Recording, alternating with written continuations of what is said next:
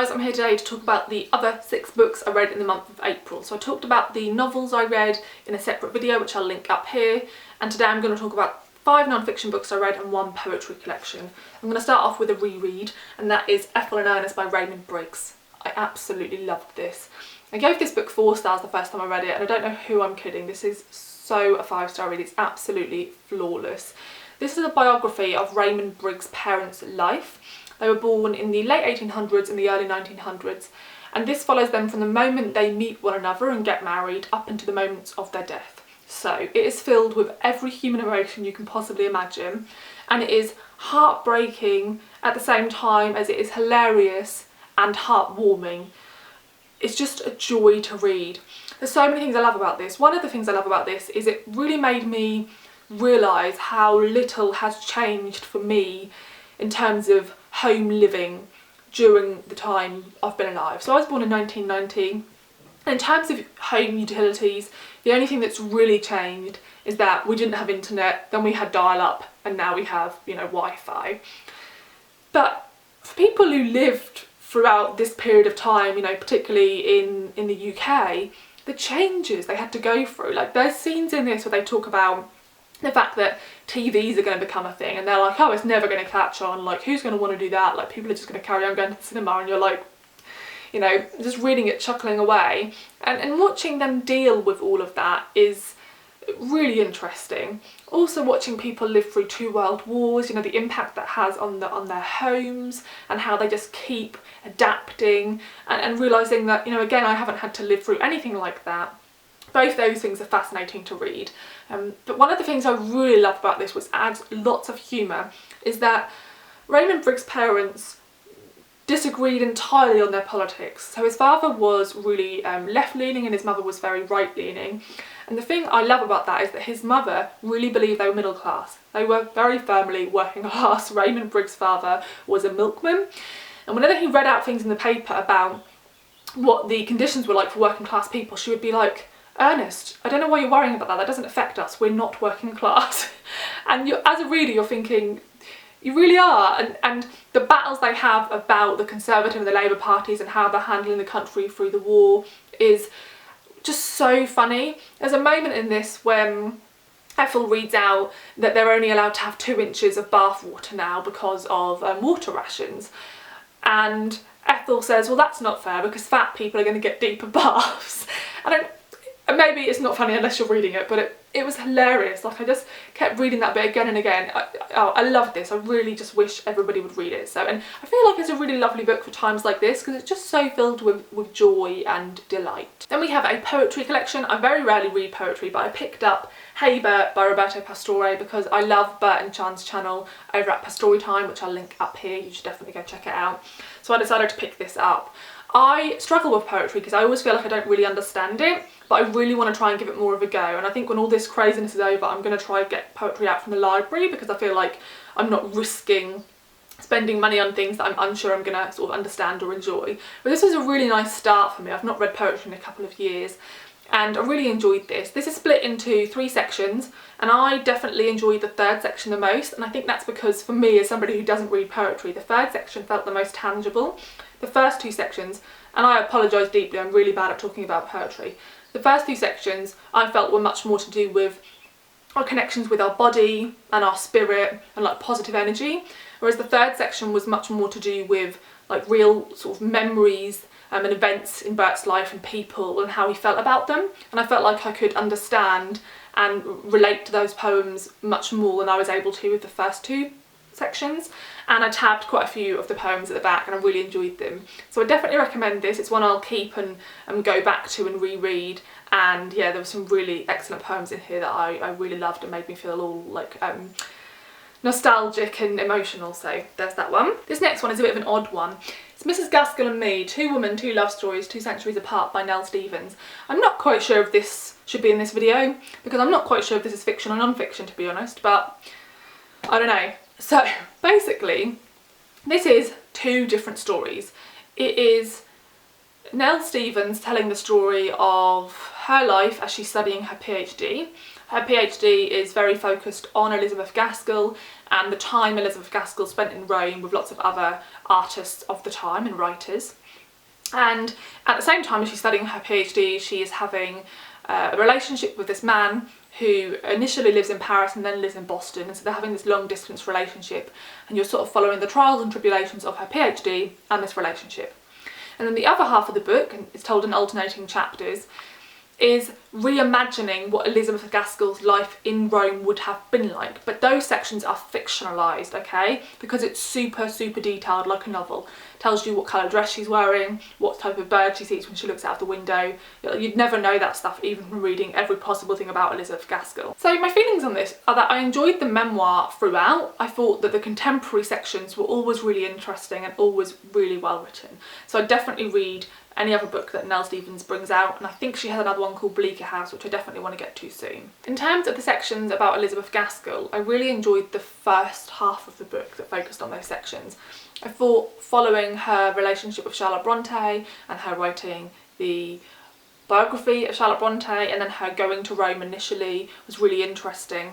But I found that the second half of the book got a bit more confused in those sections, and it spoke about a lot of the people that Elizabeth Gaskell had met in Rome and other people they'd met, the sort of art they did, the sculptures and things like that. There was even a scene that was a seance. I wasn't really sure why that was there. And a lot of those scenes, Elizabeth Gaskell wasn't even in the room, it was just more about that group of artists in Rome.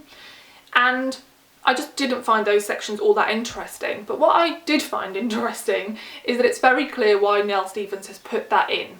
Throughout the memoir sections, she is questioned by her PhD supervisor and PhD examiners as to why she's writing about Elizabeth Gaskell's time in Rome. And she can never really answer the question, because actually the reason she's writing about them is because she loves them and finds them fascinating, and so she just puts everything in. And I don't feel like I can really critique her for that, because actually she's done what she set out to do. She's written a book in which she talks about her life while she was writing about these other things, and she's included these other things in here in a way she couldn't write about them in her PhD and find a way to do it beautifully. But I just didn't find some of those things as interesting as she did. So I enjoyed this, didn't completely love it, but I'd definitely read more by Nell Stevens. Now the next book I'm going to talk about I was actually really disappointed in, and I find this sort of book when I'm disappointed in it quite difficult to talk about because I'm aware I'm not the ideal person to be giving an opinion on it.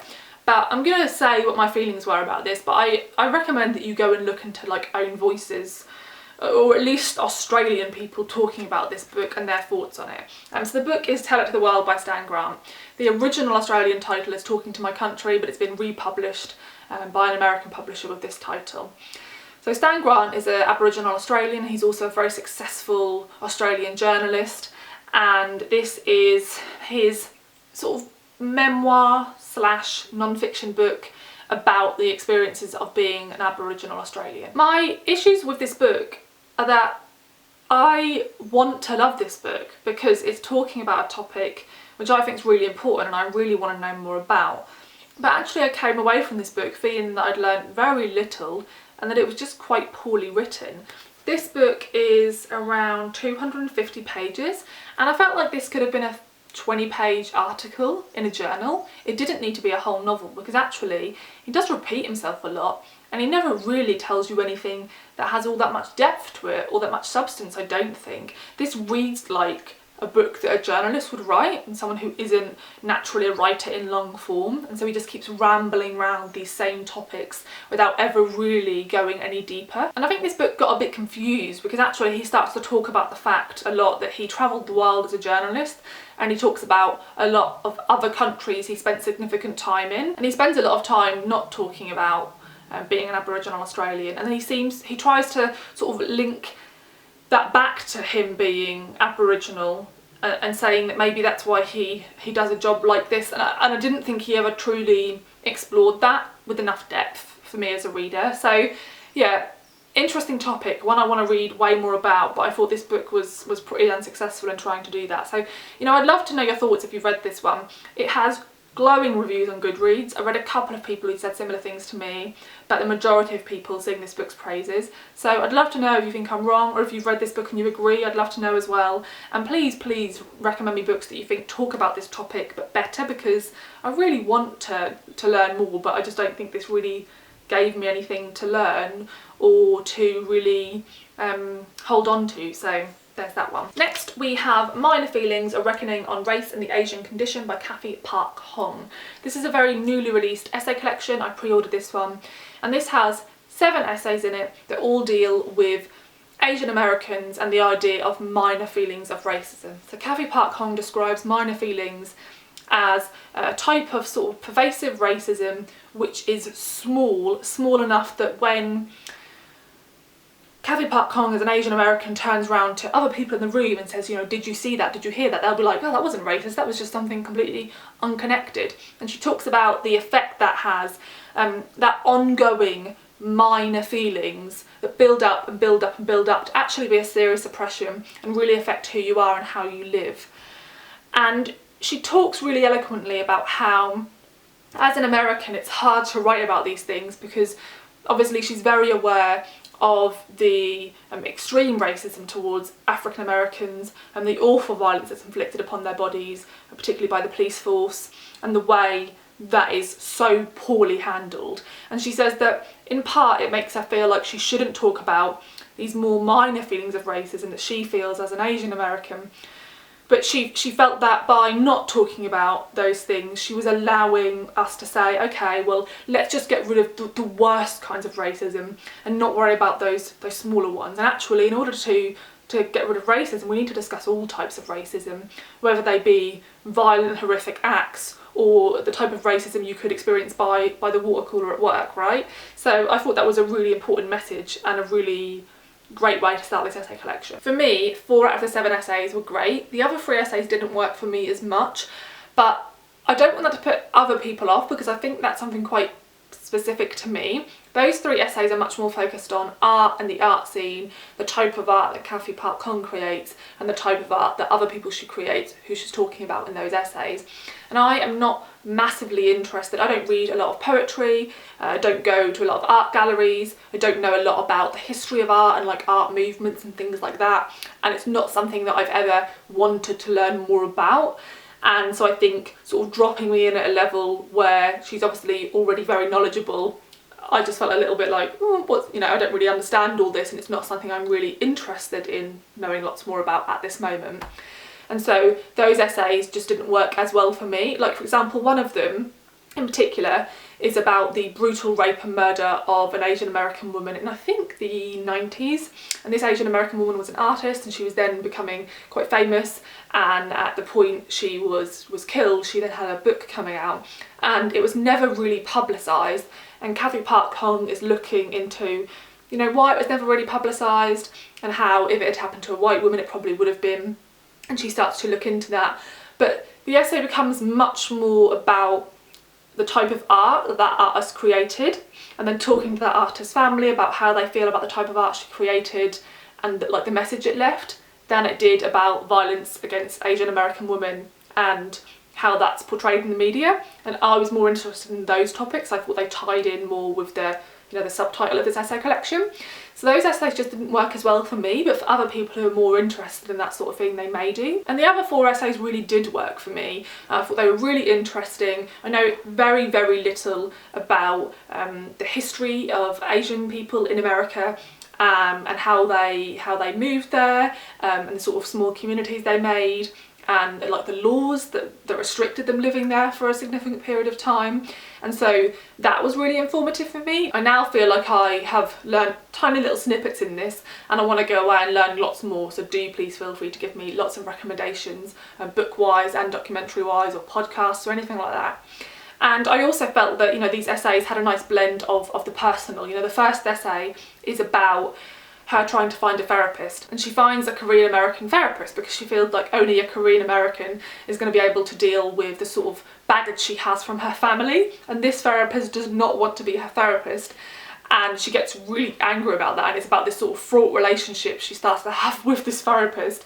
And it was a really interesting essay. A couple of the essays are about what it's like trying to be an artist as an Asian American woman. In particular, she is a poet, and it's about how people expect her as an Asian American woman in her sort of seminars to be quiet and demure and to not really speak, and how she sort of constantly challenges those stereotypes, and how people, if she writes about race in her poetry, say, oh god, you're just talking about race and nothing else. And then if she does the opposite and doesn't talk about race, they'll be like, oh, you know, surely you have some racial trauma and you should be talking about that. And so yeah, I found all that really interesting. I want to read you a snippet from the end as an example of some of the sort of powerful writing where she pulls in history and responds to racism against Asian Americans in America. So she says, I am here because you vivisected my ancestral country in two. In 1945, two fumbling mid-ranking American officers who knew nothing about the country used a National Geographic map as reference to arbitrarily cut a border to make North and South Korea, a division that eventually separated millions of families, including my own grandmother, from her family. Later, under the flag of liberation, the United States dropped more bombs and napalm in our tiny country than during the entire Pacific campaign against Japan during World War II. A fascinating, little-known fact about the Korean War is that an American surgeon, David Ralph Millard, stationed there to treat burn victims, invented a double-eyelid surgical procedure to make Asian eyes look Western, which he ended up testing on Korean sex workers so they could be more attractive to GIs. Now it's the most popular surgical procedure for women in South Korea. My ancestral country is just one small example of the millions of lives and resources you have sucked from the Philippines, Cambodia, Honduras, Mexico, Iraq, Afghanistan, Nigeria, El Salvador, and many, many other nations through your forever wars and transnational capitalism that have mostly enriched shareholders in the States. Don't talk to me about gratitude. So yeah, I would highly recommend this one. I really enjoyed it. I'd definitely read anything else she brought out. And as I said, I would love more recommendations for books that deal with topics like this. And then lastly, I want to talk about Two Trees Make a Forest on Memory, Migration and Taiwan by Jessica J. Lee. This is also sort of a difficult book to talk about because it deals with a few different topics, but it does that all seamlessly. I struggle talking about books like this because I don't want to make them sound confused when they're not, so I'm going to try my very best to sell this one to you. Jessica J. Lee's grandparents emigrated from Taiwan to Canada with her mother, and Jessica J. Lee was born in Canada to a Taiwanese Canadian mother and a Welsh Canadian father. I had to get that right. And she doesn't really know much about her grandparents, and they don't talk very much about their history in Taiwan. And they say that there are no family and friends left in Taiwan to converse with.